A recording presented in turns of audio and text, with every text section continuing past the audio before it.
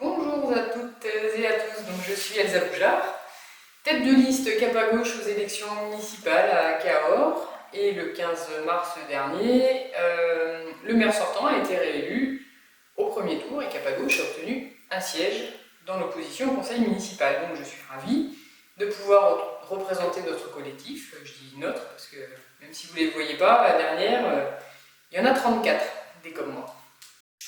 Donc on a décidé de faire une petite vidéo après chaque conseil municipal. Donc le premier a eu lieu hier, parce que lire les procès-verbaux demande d'être réveillé et très motivé. Donc pour rendre les choses plus faciles à comprendre, pour pouvoir nous donner nos propositions sans le filtre des médias, et pour peut-être donner envie aux Cadurciennes et aux Cadurciens de s'intéresser, on a choisi la vidéo en se disant que ce serait un peu plus sympathique pour aborder le conseil. Donc le conseil a eu lieu hier à l'espace Valentré, puisqu'il y avait des distances sociales à respecter, les masques, le gel, etc. Et nous avons procédé à l'élection du maire et à l'élection des adjoints. Donc c'est le conseil d'installation du conseil municipal. Et d'ailleurs, les conseillers municipaux aussi avons été installés dans notre fonction. Voilà, toute nouvelle pour moi. Voilà. Donc, premier point, élection du maire. Jean-Marc Lessouze a été réélu avec 28 voix. 3 voix pour Thierry Lorrain qui s'est porté hier candidat à la mairie. Un vote blanc, le nôtre. Et l'élection des adjoints, donc 8 adjoints.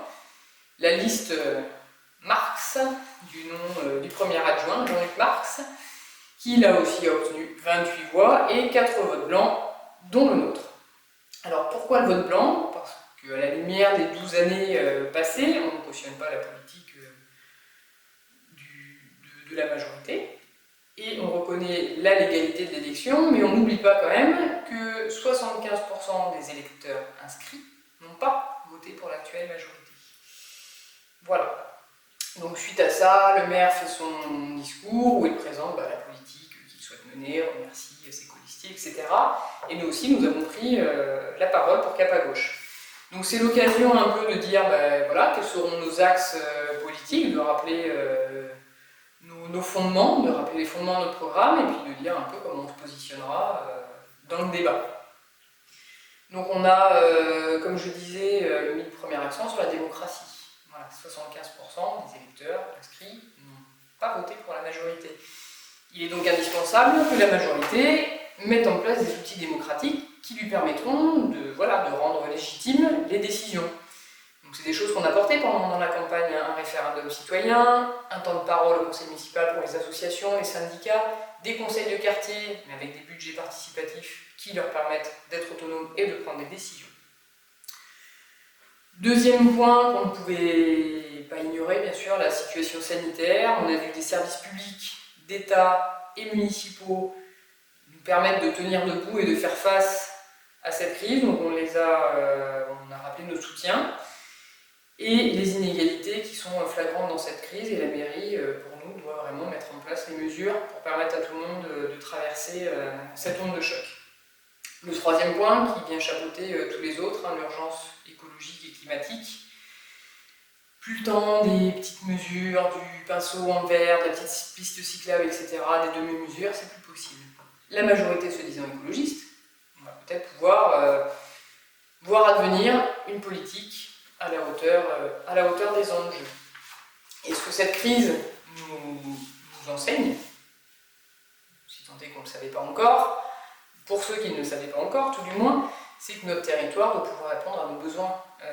L'alimentation, l'eau, l'énergie, la santé, l'éducation sont indispensables à notre quotidien et doivent vraiment devenir ce qui va réorienter la politique de la ville pour faire partie de nos moteurs. Voilà, donc cette petite allocution, on m'a dit de faire bref, donc j'arrête là. Vous pourrez la retrouver sur notre site internet, puisque nous avons un site internet où vous pouvez aussi retrouver le programme qu'on a porté pendant la campagne. Donc c'est cap à gauche, sans accent, 2020.com, ou sur notre page Facebook, cap à gauche. Voilà. Dernier point du vote, donc dernière délibération, puisque c'est comme ça qu'il s'appelle, Il s'agit de la délégation du conseil municipal au maire. Le maire, lorsqu'il est élu, a le seul pouvoir de présider le conseil municipal et c'est tout. Donc pour les affaires courantes de la mairie, pour pouvoir gérer le quotidien, le conseil municipal donne des pouvoirs au maire et par contre perd complètement la main dessus. Voilà, on a juste une information de la mairie sur ce qui a été décidé, mais c'est tout. Donc c'est ce qu'on appelle les délégations de pouvoir. Et donc il y en a un petit paquet quand même, puisqu'il y en a exactement 28. Voilà, donc on a donné 28 bébés au maire hier soir. Alors même si c'est d'usage courant, il y a quand même des petites choses. Il faut être attentif à ça, parce qu'une fois que c'est donné, on ne peut pas le reprendre. Donc on avait quelques points qui nous ont alertés, je ne vais pas tous vous les présenter, mais par exemple, donc sur une des délégations qui concerne les tarifs de stationnement, entre autres. Je vous le reprends. Alors, les tarifs peuvent faire l'objet de modulations résultant de l'utilisation de procédures dématérialisées. Voilà, quand je vous disais qu'il fallait être réveillé et motivé, vous comprenez. Qu'est-ce que ça veut dire?